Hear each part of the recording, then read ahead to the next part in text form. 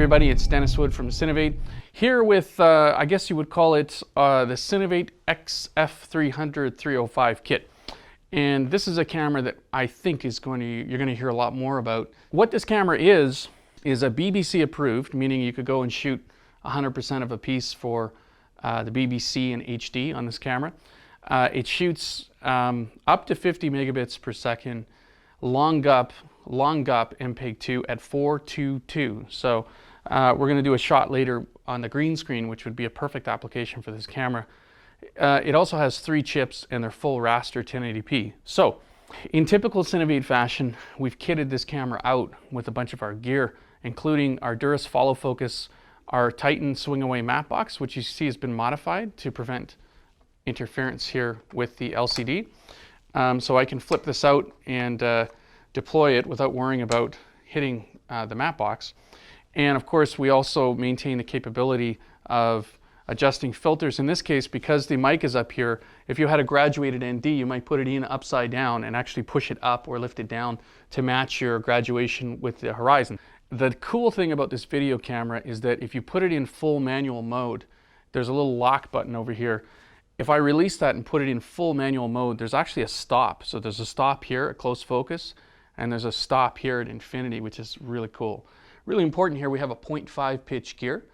Film pitch is 0.8 or 32 teeth per inch.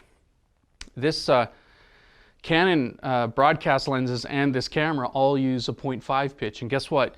If you have a Durus follow focus, you're in luck because we have designed and manufactured the mold already, and those gears will be available by the time you see this video.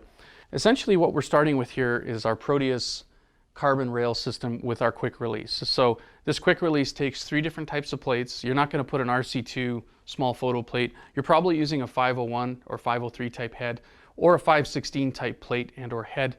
If you're using the new Manfrotto 504 head, then our system will work with that plate seamlessly. So it's kind of cool because you can use the same quick release. So I just snap this over, and basically this camera is just going to release off of here gracefully.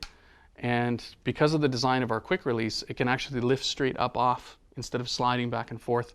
So I can put the camera back in real quick, and you'll see it's going to engage with our follow focus. We'll just tighten that up. I think we're on here. Yeah, we're on here. So we may have to adjust the follow focus slightly. No, we're good. So we're back on, and we're back up in cinema mode very, very quickly. And we put on this removable. Again, if I wanted to remove all the shoulder component, I would just loosen these and slide it off. In this case, I've left it on because I want to show you our idea, if you like, for handheld, which works quite well with this camera. But this is our shoulder pad and our counterbalance, which can be slid up and down. You can also change the angle. We have a video just on this section if you want to learn more about how to adjust and how to use this system. But this is fillable, which means we can fill it full of rocks or bolts or sand or whatever you have on hand to counterbalance the load of the camera. It's really important to shoot stable footage. And also, believe it or not, by adding weight back here, you're increasing your usable shooting time with the system. So I would typically flip this out of the way, and it's got a great sharp LCD. And in manual focus mode now, I'm able to quickly and efficiently focus. And with the flags out front, also manage light a lot better. You can see our adjustable grip down here.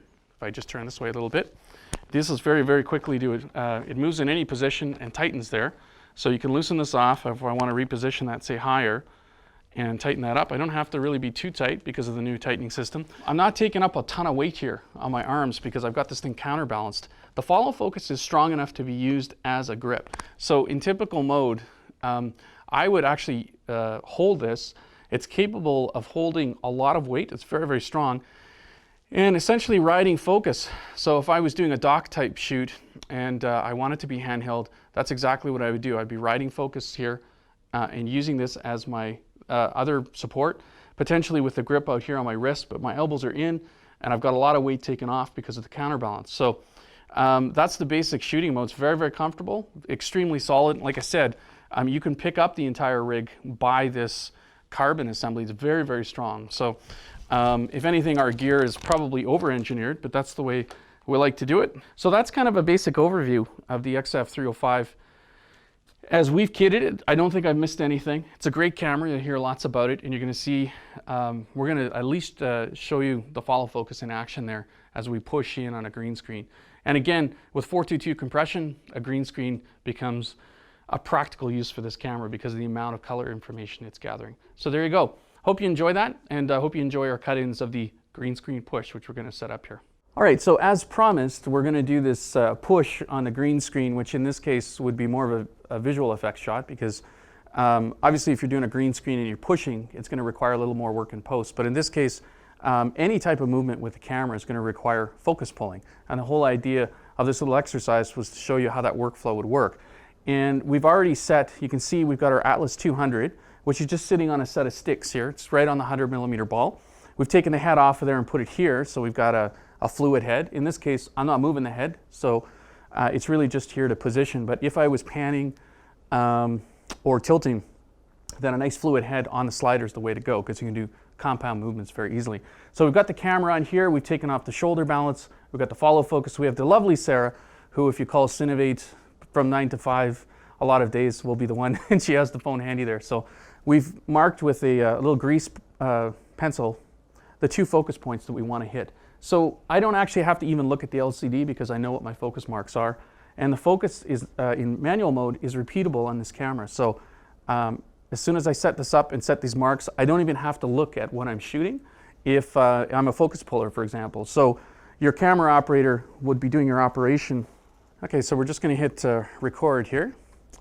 And again, I'm going to pull the camera back because I'm single-handed today. And again, I want to hit my midpoint of focus right about the middle of this movement, and I want to be at the end part of my focus pull right there.